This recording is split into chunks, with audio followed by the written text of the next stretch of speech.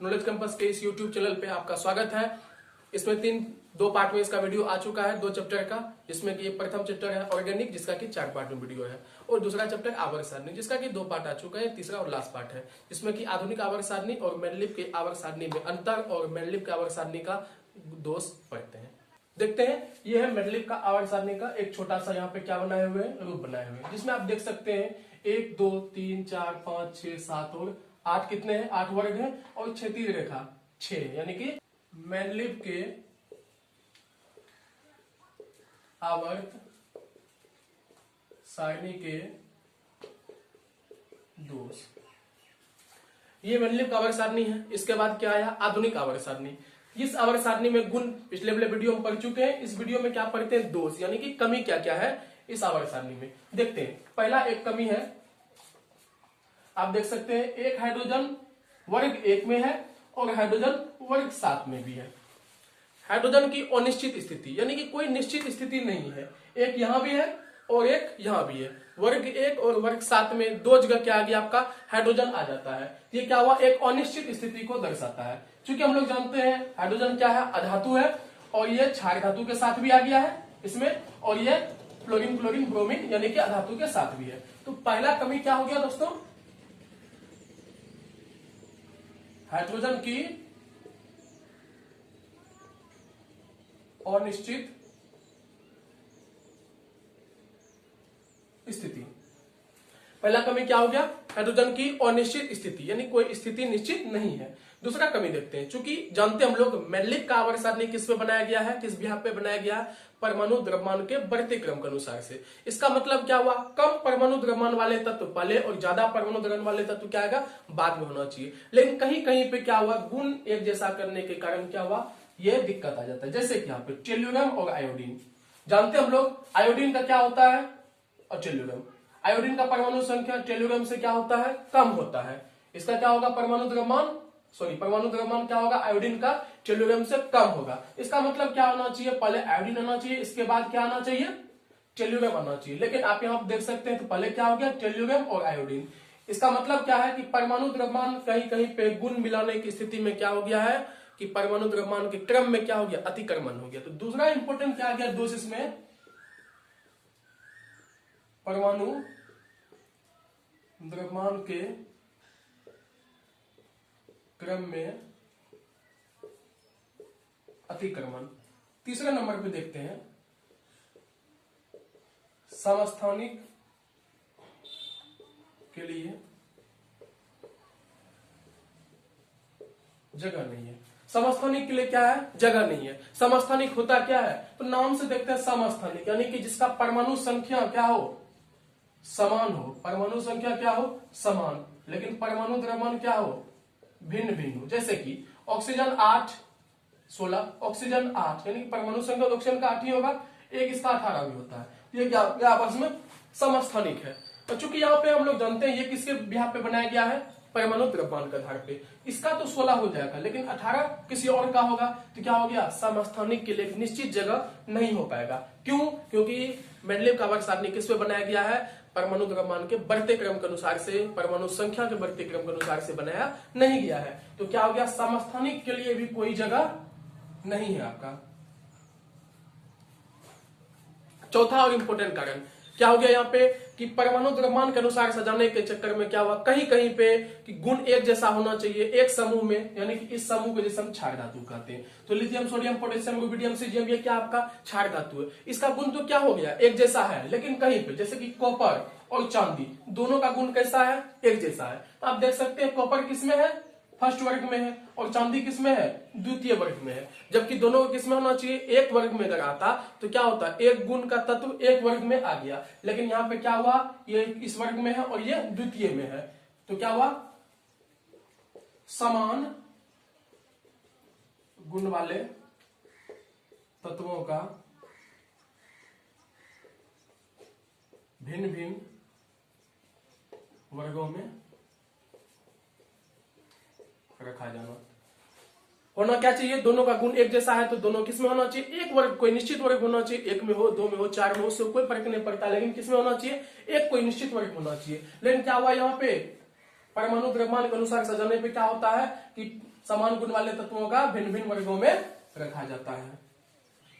Last और सबसे important दिखता है यहाँ पे, देखिए ये क्या है, आठवां समूह या आठवां वर्ग है। इसमें यहाँ पे देख सकते हैं आठवां वर्ग, इसमें कितने तत्व हैं, 1 2 3, लोहा कोबाल्ट और निकेल, इसमें भी 3 और इसमें भी 3। जबकि एक समूह में कितना तत्व होना चाहिए, एक समूह में एक तत्व होना चाहिए, लेकिन गुण आपस में, गुण को क्या हुआ, मैच करते हुए क्या हुआ, लोहा कोबाल्ट और निकेल क्या होता है, तीनों एक जैसा गुण का दर्शाता है, धातु भी है और ये क्या होता है, चुंबक भी इसको आकर्षित कर सकता है। तो चुंबकीय गुण कारण क्या हुआ, तीनों को एक समूह में रख दिया। जबकि एक समूह में कितने तत्व होने चाहिए, हमेशा एक तत्व होना चाहिए। तो ये क्या हो गया, समूह 8 में यानी कि वर्ग 8 में 3 तत्वों का एक साथ होना। ये भी क्या होता है, आपको एक प्रमुख दोष है, मेंडलीव आवर्त सारणी का ये भी क्या है, प्रमुख दोष है। 8वें वर्ग या समूह में 3 तत्वों को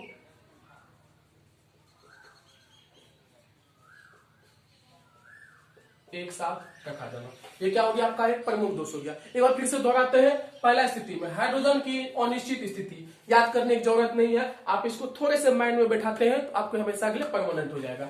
हाइड्रोजन की अनिश्चित स्थिति देख सकते हैं, एक हाइड्रोजन यहाँ है, हाइड्रोजन यहाँ भी है, तो ये हाइड्रोजन दो जगह नहीं हो सकता है, या तो आप क्षार धातु के साथ रखिए या तो उसके साथ रखिए। चूंकि हाइड्रोजन का गुण कैसा, अधातु, तो उसके साथ ज्यादा फिट बैठता है और एक तत्व होने के कारण यहाँ बैठता है, तो क्या हुआ, इसका अनिश्चित स्थिति हो गया। दूसरा, परमाणु द्रव्यमान के क्रम में अतिक्रमण, यानी कि परमाणु द्रव्यमान जिसका कम है वो पहले आएगा, ज्यादा है वो बाद में आएगा। लेकिन कहीं कहीं पे क्या हो गया, सिर्फ टेलुरियम आयोडीन के केस में क्या हो गया, कम वाले बाद में आया और पहले वाले ज्यादा वाले क्या हो गया, उससे पहले हो गया। तो ये क्या हो गया, आपका दूसरा दोष हो गया।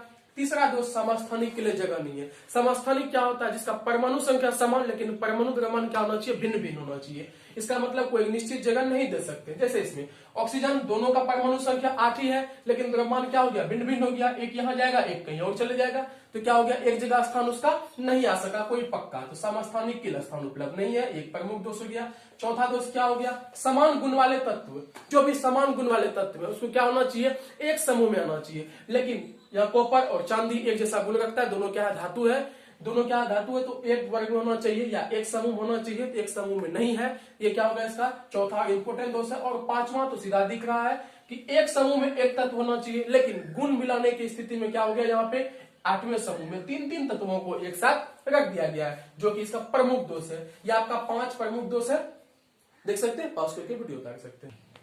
देखते हैं हम लोग मेंडलीव आवर्त सारणी और आधुनिक आवर्त सारणी जो दीर्घ स्वरूप है, दोनों में क्या अंतर है, बेसिक अंतर क्या क्या है और इंपोर्टेंट अंतर क्या क्या है उसको देखते हैं। ये आपका 5 नंबर का बोर्ड के लिए क्वेश्चन है, ये क्वेश्चन आपका बहुत बार आ चुका है, तो इसको मिस मत कीजिएगा और 2-3 बार बताते हैं, एकदम इजी वे में माइंड में घुस जाएगा। स्टार्ट करें, पहला स्थिति,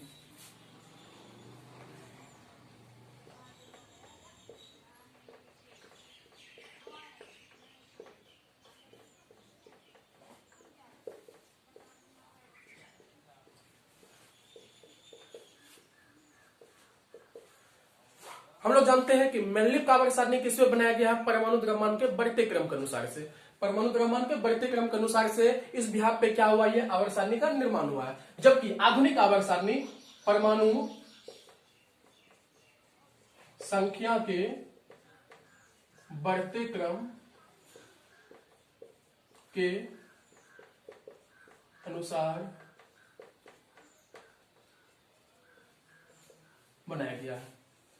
पहला क्या हो गया, एक बेसिक अंतर दोनों में क्या है और इंपोर्टेंट अंतर क्या है कि मेंडलीव आवर्त सारणी किस पे था, परमाणु द्रव्यमान के बढ़ते क्रम के अनुसार था, जबकि आधुनिक आवर्त सारणी किस पे है, परमाणु संख्या के बढ़ते क्रम के अनुसार पे है।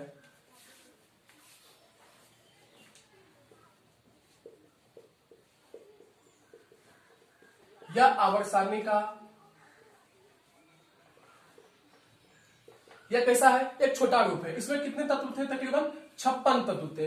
तकरीबन मेंडलीव आवर्त सारणी में क्या 56 या 56 से कम ही तत्व तभी, तो ये क्या हो गया, आवर्त सारणी का लघु मतलब एक छोटा रूप हो गया। जबकि इसमें 108 या भी तो ज्यादा ही तत्व हो गए हैं, तो यह आवर्त सारणी का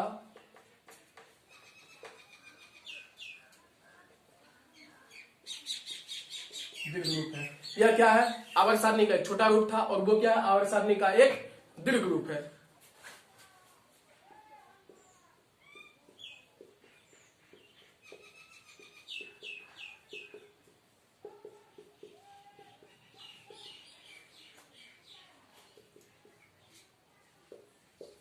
इसमें कितने समूह थे? 6 समूह, सॉरी 6 आवर्त समूह और वर्ग की कहते हैं 6 आवर्त एवं कितने वर्ग है इसमें? 8 है। 6 आवर्त और वर्ग कितने हैं इसमें? मैंडेलिक आवर्त सारणी में 8 है, जबकि आधुनिक आवर्त सारणी में कितने हैं? 18 वर्ग एवं 7 क्या है इसमें?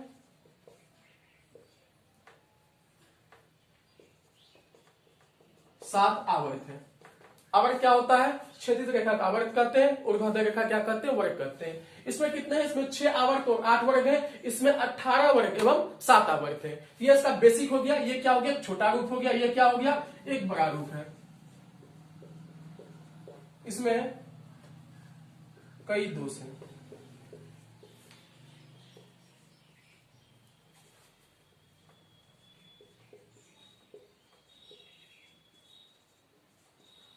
इस पॉइंट को देखते हैं, चौथे पॉइंट को। इसमें कई दोष है और इसमें क्या है? यह दोष मुक्त है। इसमें कई दोष क्या क्या थे? पहला तो हाइड्रोजन की अनिश्चित स्थिति थी, जबकि इसमें एक निश्चित स्थिति हाइड्रोजन का दिया गया है। और दूसरा दोष क्या था कि कहीं कहीं पे क्या होता था? परमाणु द्रव्यमान के अनुसार सजाया हुआ था, तो कम परमाणु द्रव्यमान वाले क्या होते थे? बाद में आ जाते थे।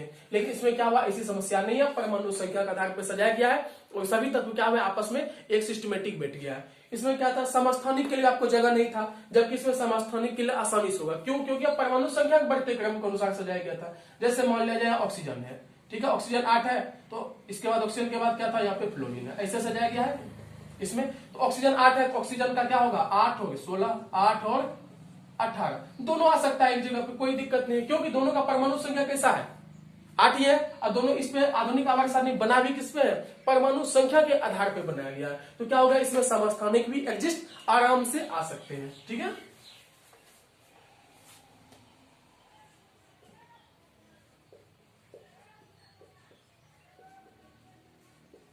इसमें निष्क्रिय गैसों का कोई जगह नहीं है।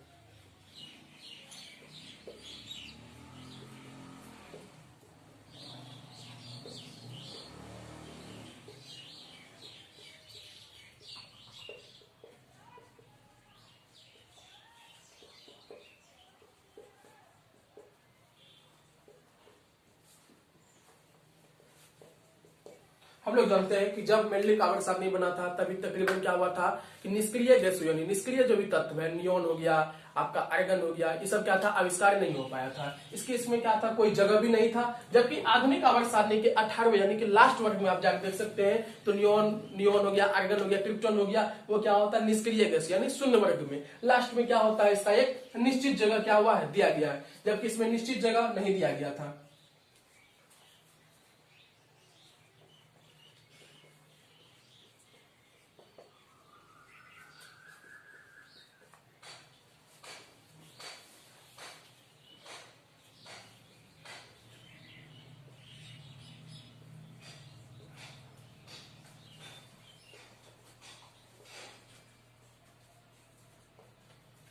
ठीक है, ये बता चुके हैं, फिर भी लास्ट में आप देख लीजिए एक बढ़ जाए।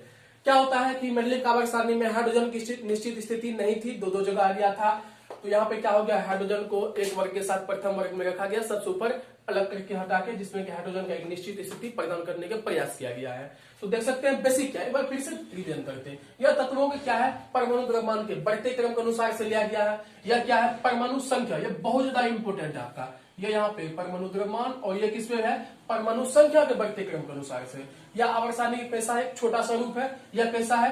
दीर्घ यानी कि एक बड़ा स्वरूप है। इसमें कितने आवर्त थे? 6 और वर्ग कितने थे? 8। इसमें कितने वर्ग हैं? 18। आवर्त कितने हैं इसमें? 7। इसमें क्या है? कई दोष थे, जैसे कि हाइड्रोजन की स्थिति नहीं थी, समस्थानिक के लिए जगह नहीं था, परमाणु द्रव्यमान के भी क्रम में अतिक्रमण आ रहे थे, और 8वें समूह में कितने थे? 3 तत्वों को एक साथ रखा गया था। जबकि इसमें तकरीबन क्या हुआ है? आधुनिक आवर्त सारणी मैंडेलिक के जितने भी दोष थे सबको क्या किया है? दूर कर दिया गया है। जैसे इसमें सभी आवर्त में कितने हैं यानी सभी समूह में कितने हैं? एक तत्व को रखा गया है। इसमें समस्थानिक के लिए भी एक अच्छा स्थिति बना हुआ है। इसमें देखिए, इसमें निष्क्रिय गैस के लिए कोई जगह नहीं है, तभी निष्क्रिय गैस का खोज भी नहीं हुआ था और इसके लिए एक सिस्टम जगह भी नहीं था। जबकि इसमें 18वें यानी कि लास्ट में शून्य वर्ग, जिसको 18वां वर्ग भी कहते हैं, उसमें क्या था? निष्क्रिय गैस के लिए एक अलग से जगह दिया गया है। हाइड्रोजन की अनिश्चित स्थिति और हाइड्रोजन की इसमें क्या है, निश्चित स्थिति है। तो ये चैप्टर यहीं पर समाप्त होता है। इसके कि दर्पण सूत्र हो गया या F बराबर R/2 सिद्ध करना हो गया, ये सब क्या आएगा, एक एक पार्ट में वीडियो आएगा, जिससे कि कोई भी परेशानी नहीं होगी, कम मेहनत में स्मार्ट तरीके से, स्मार्ट सोच के साथ आगे बढ़ सके। तो देखते रहिए वीडियो कंटिन्यू, और अभी तक सब्सक्राइब नहीं किया तो जाके सब्सक्राइब कीजिए, और जितने भी वीडियो देखिए सबको देखिए और कमेंट भी करते रहिए, लाइक भी कीजिए। Thank you.